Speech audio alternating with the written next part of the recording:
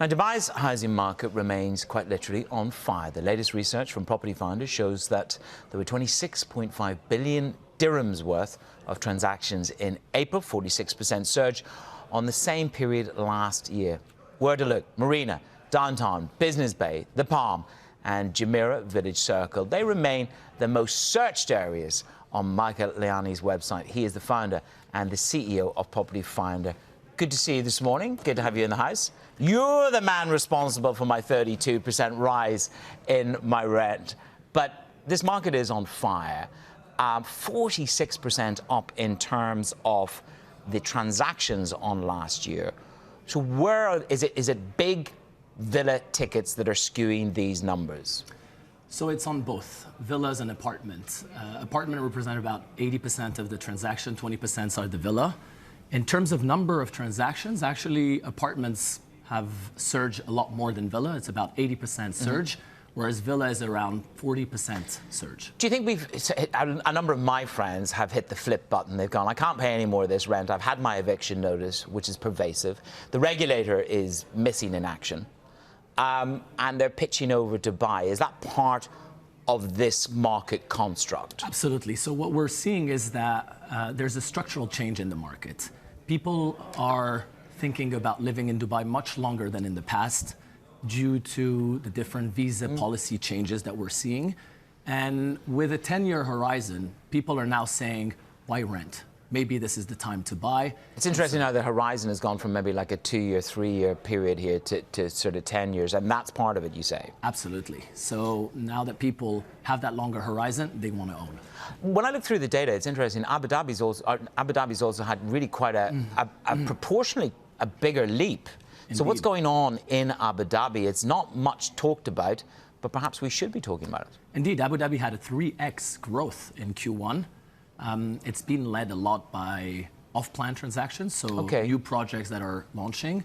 And so we're seeing a lot of activity happening in the Abu Dhabi market. So it's really well balanced between the two Emirates. How's off-plan here? I mean, there's a great deal of supply actually going to come online. If you look around downtown, there's mid-market supply due to come, but there's still a dearth of the very, very high-end, exceptional premium. I know there's a number of projects in the making. So just talk to me about what you think the supply side looks like.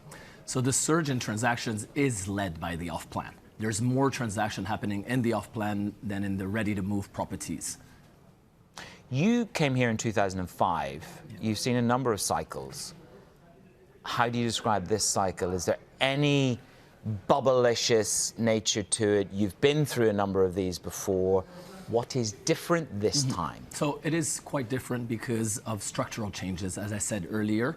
The demand is actually coming not only from international buyers, but also from within the country, from residents who have now decided that they want to make Dubai their long-term home, and so decided to move and to own. So I'm not seeing any sign of bubblish. There is little leverage in the market. 70% of the real estate transactions are actually done what we call cash, meaning all without a mortgage. What happens? I mean, we know the Russia phenomena in terms of every dynamic of Dubai life. In the property market, it's there. But once you buy one major villa on the Palm or one large lateral apartment, are you really going to retransact again? Is the Russian impact fading?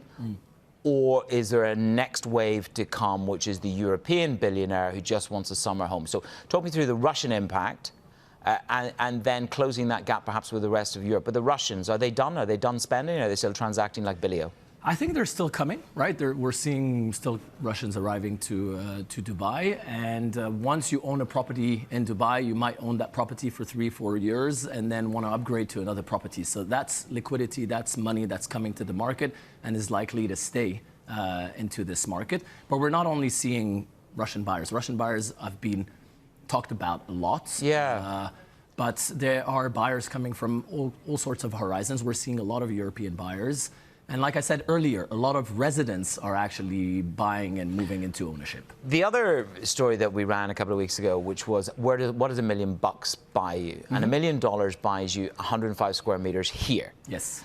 relative to Monaco, where I get 17 square meters. Both are tax havens. Both are driven by moving your wealth to a new tax domicile. And that is a huge proponent of this property market. If I look at Hong Kong, I get 21 square meters, Singapore 34 square meters. Do you think this gap closes? Do you think that is what gives us an ability to perhaps trade even higher than where we are at the moment? The momentum will continue because these gaps must close as the wealth and tax choke comes to hold elsewhere. Yes, I think there's definitely room for prices to continue to increase. That said, I think we're going to see more supply come to the market, which will alleviate a little bit that growth. And I think Dubai is still very affordable. Very affordable. Okay, if you had $1 million, I'm sure you've got more than $1 million. If you had $1 million to buy yourself an apartment, where would you buy? I would probably buy it sea view. I think that's what people look for. That's what holds the most value.